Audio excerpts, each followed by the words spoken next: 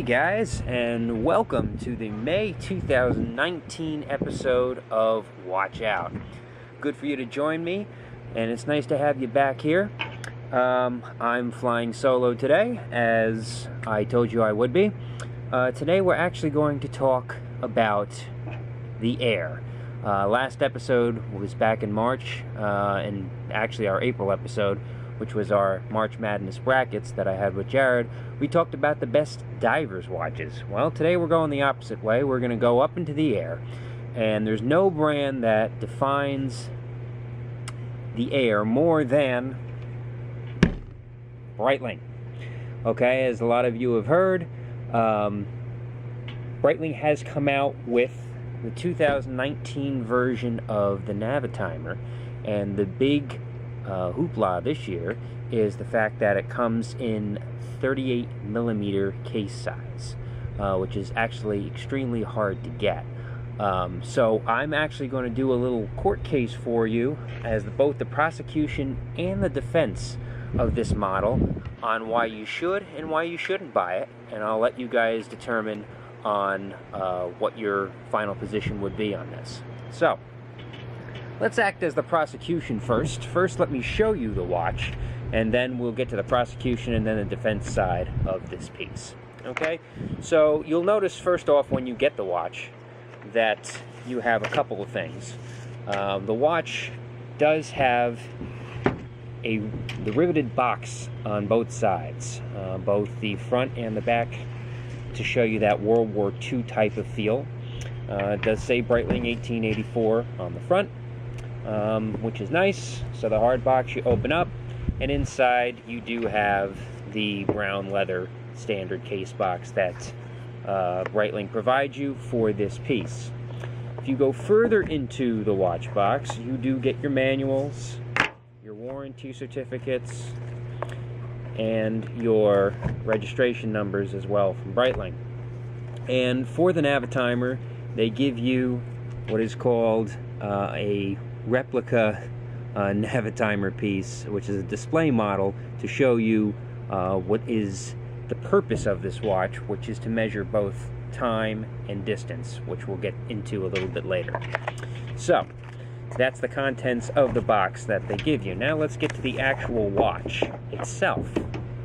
The watch itself is a beautiful piece, as you can see when I open it up here. Here she is. Okay, so that is the Navitimer. This one is the stainless steel model with the navy blue face. This does have a sunburst dial, and like I said before, this is the rarer 38mm version of this piece. Okay, so that is the watch we are going to talk about today, and for the sake of this episode, put it on trial. So here we go. Here is your trial piece right there, and let me show you the actual purpose of this piece. This is actually a aviator watch, as I have stated, and the main purpose of a Navitimer is to tell both the speed and the distance you're going to travel in that time frame, which brings me to the actual Navitimer feature. Okay, so if you look at this watch over here, you're going to have, okay, your standard hours. Okay, you have your minute hand, you have your second hand, and you do have the date at the 6 o'clock hour on the bottom, as you can see there. So you may be saying to yourself, okay, so what's the real unique feature of a Navitimer, and how do I use it? Well, that's a great question. Okay, what you have here are two wheels. Let me come around here so I can show you exactly what this is going to look like. Okay, so here's the actual watch. Let me just get that focused in so you can see it. Okay, and there we go. So you have the watch over here, and you're going to have the outer dial and you're going to have the inner dial. There we go. Okay, now you see it's right here, it's set to 60. Now 60, 70, 75, 80 is it going around that outer dial. It goes all the way up to 95, and it goes as low as 30. what that is actually signifying is the speed that you're traveling at in miles per hour. Okay, so right now it is set at 60 miles per hour. The inner dial represents the distance that you've traveled in miles. Okay, so for instance, actually the inner dial actually signifies the time that it's going to take.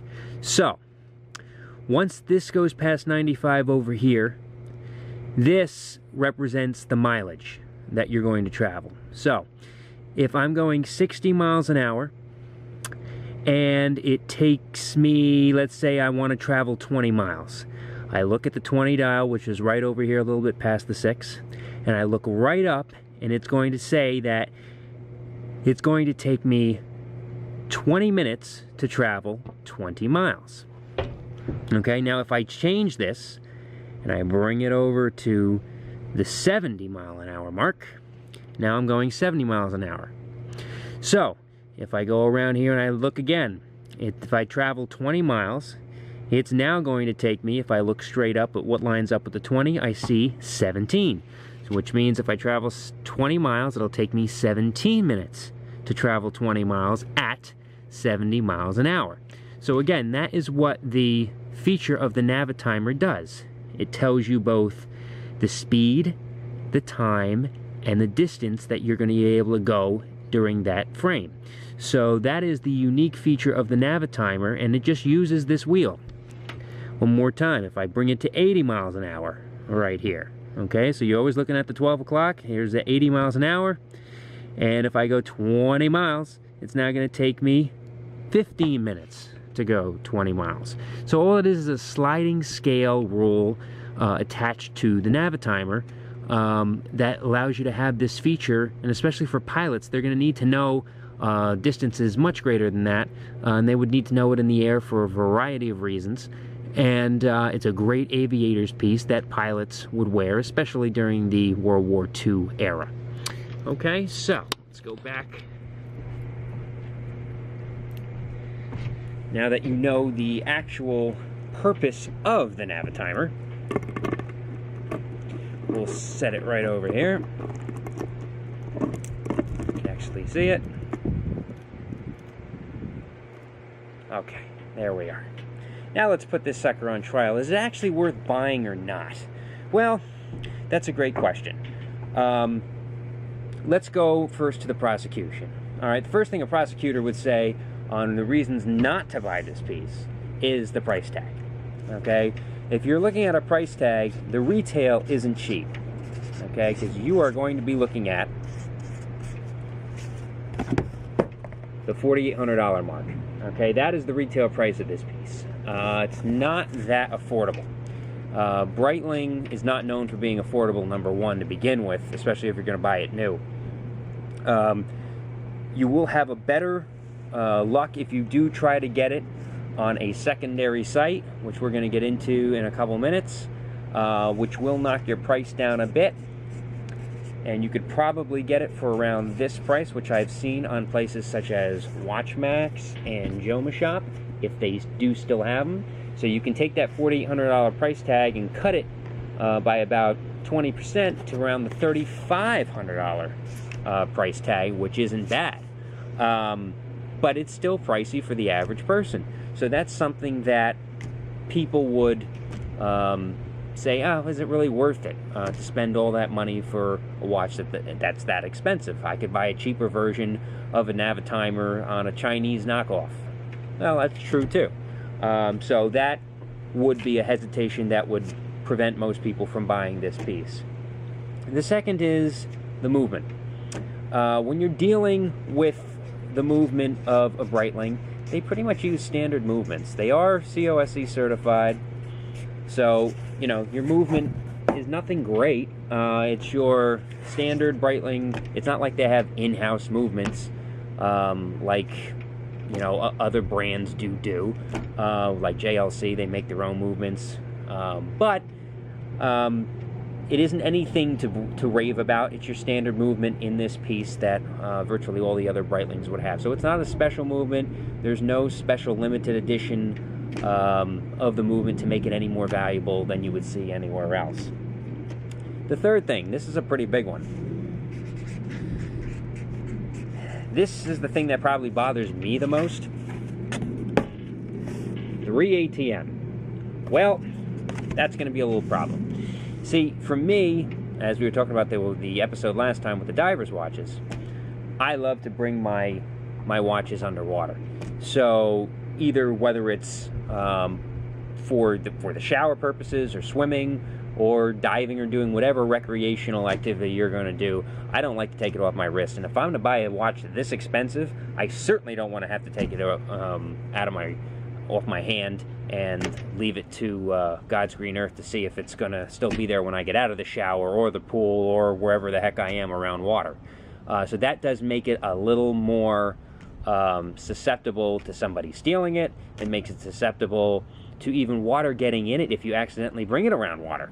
I mean, let's take the example that I accidentally bring it in the shower and I get condensation in it because it's only 3 ATM. Well, you're running that risk, and then you're violating the warranty that they give you, and Breitling will not fix a watch for free if you're going to bring it in water, and they list it only as 3 ATM. They're saying you're voiding their warranty, therefore they're not going to fix it for free, and you're going to spend $800 to $1,000 getting that sucker fixed, and you just bought it brand new, and you already spent a boatload on it to begin with. So my main question was, why didn't they make it 5 ATM? It was explained to me by my friend Nishan, who is a jeweler who you've seen on previous episodes of It's About Time, that yes, in fact, they can't do that because of the way they situated the Navitimer dial, because it is one piece. As I showed you before, this turns one piece. This is not a separate bezel and the glass is inside like a Rolex. This is actually one piece that turns on its own, so therefore they can't seal the front like they normally would for a diver's watch. Okay, so I understand why it can't be 5 ATM, but it annoys the living crap out of me. So that would be a reason of not to buy the watch either. Functionality, well, you're really paying $4,000 for the Navitimer, okay? Because there really is no other functionality of this piece other than the Navitimer. So we put functionality as number 4. There's really a lack of functionality outside of the date and the Navitimer. There's no day. This sucker isn't known for its loom. You're not going to get, you know, a world timer out of it. You're not going to get a lot of different things. Moon phases. You're not going to get the triple date or anything that you're paying all this money for. You're basically paying for speed, time, brand name, and the date is basically the functions you're getting on this watch. So functionality, a little bit to be desired outside of the fact that that's all its function is a Navitimer. And the big one that we're going to end with here on the prosecution side is the back order and the way it's delivered, okay? Because there's a certain way that you have to buy this type of watch, okay? Because, number one, they are in so high of demand, it has to go through several source channels to get to you. And that is going to cause a multiple week back order, if not multiple month back order. I'll tell you a little story. I originally purchased this back in December, and I had waited in January and then February, and after 2.5 months I had finally said I had ordered it through WatchMax, and they kept delaying the time, and then it was going to be March, and then it was going to be April, and they didn't know when they were going to get it to me. I said, well, how can that be? And then I went to a jeweler, and they told me, because they're a certified Breitling distributor, how this whole thing works, especially with Breitling. Number one, what Breitling does is they will sell it to their certified dealers first. And let's say the watch, I'm making hypothetical numbers here, the watch costs $2,500 to make. Well, let's say the watch costs much less than that, but they're going to sell it to their retail distributors for $2,500. Let's give you that example. The retail distributors then are the only ones that have this piece. Okay, so they have the monopoly on the piece because Breitling's the only one that will sell this piece to them. which means you can't go on eBay, you can't go on any of the other sites yet to purchase this piece because they're brand new and they have to go through the retail distributor. Fine. You go to the retail distributor. Well, guess what they're going to want? Okay, they're going to want full price, which is $4,800, which is the MSRP price of this sucker. So this is the kicker that I'm back to right here. It's very expensive. They're going to want full price if you really want this piece. But then they're going to have a little room to work with. Okay, they're going to start at the $4,800, and then they're going to say, listen, I can do it for you, get you a little discount, because they're allowed to discount to a certain extent. So they can discount up to $3,900 to $4,000. So they'll give you a little discount, especially on a sale or a holiday, and they have some money to work with. They always want to start at MSRP. If they can't get MSRP, which most of the times they can't, because there's a lot of competition out there, they're going to bring it down for you for about $4,000. For the authorized dealers who can't sell the piece even at $4,000, what they end up doing is they sell their inventory to places like Joma Shop, WatchMax, AuthenticWatches.com, and they sell it to them probably for about around, let's say, the $3,000 mark. Okay, so they're only making about a $500 profit based on what they paid from Breitling. So Breitling sells it to them for $2,500.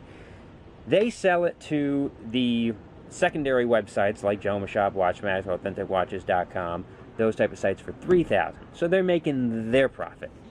Then WatchMax, Joma Shop, and all them mark it up another $500, and they sell it to you. So in theory, you can see how this whole process works. It goes from Breitling to an authorized dealer to the secondary websites, then to you, who can then sell them on places such as eBay, where then you can get it pre-owned, which is exactly how I got the one that you're looking at right now. So when you get it pre-owned, you get even more of a discount on it, obviously, because it's used.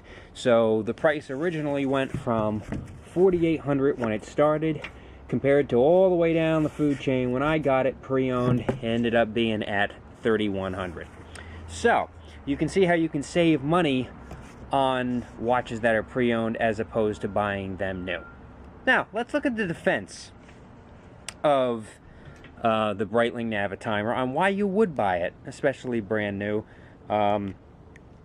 based on not buying it at all.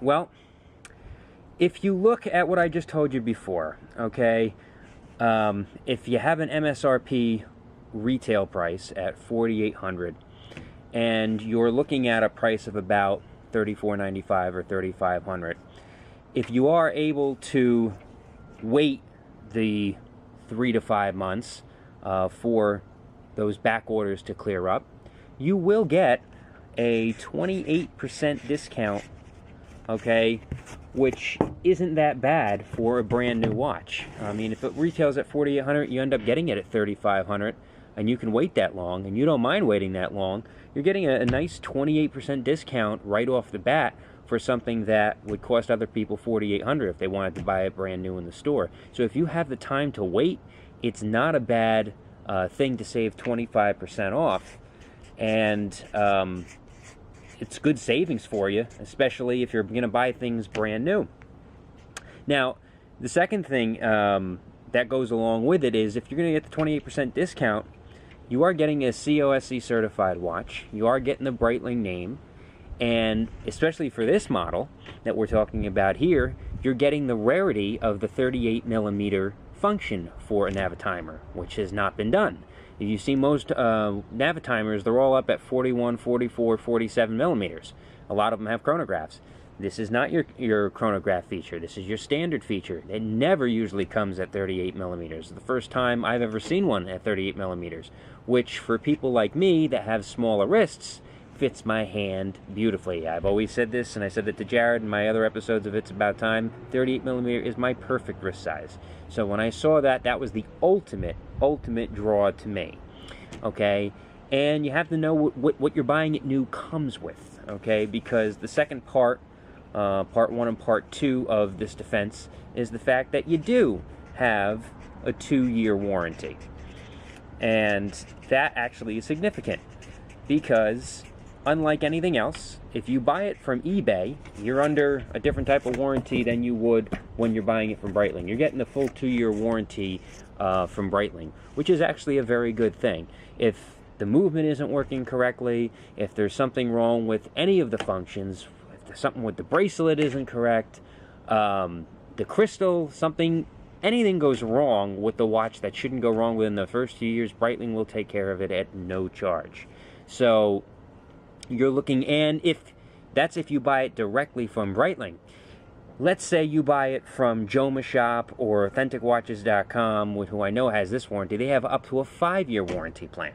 So, and I've seen the max even up to 6, you can purchase a 6-year warranty plan. And some of the sites will allow you to purchase a lifetime plan based on, again, now you're going through them, not Breitling, but you can purchase a lifetime warranty for an extra X amount of dollars, which means your watch is always going to be covered under their warranty. So you not only do you have the Breitling warranty, but you have a secondary warranty when the Breitling warranty runs out to take its place. You never have to worry about things breaking, because it is very expensive for these watches to be fixed and overhauled, and a variety of other things that have to be done with them as well. So that is one of the advantages that you do have as well. So you do have your 28% discount that you would get by waiting. You do have your 2-year warranty, or 2 to 6 year, as I said before, which made perfect sense. 2 years from the factory and 2 to 6 years if you get it by a secondary site.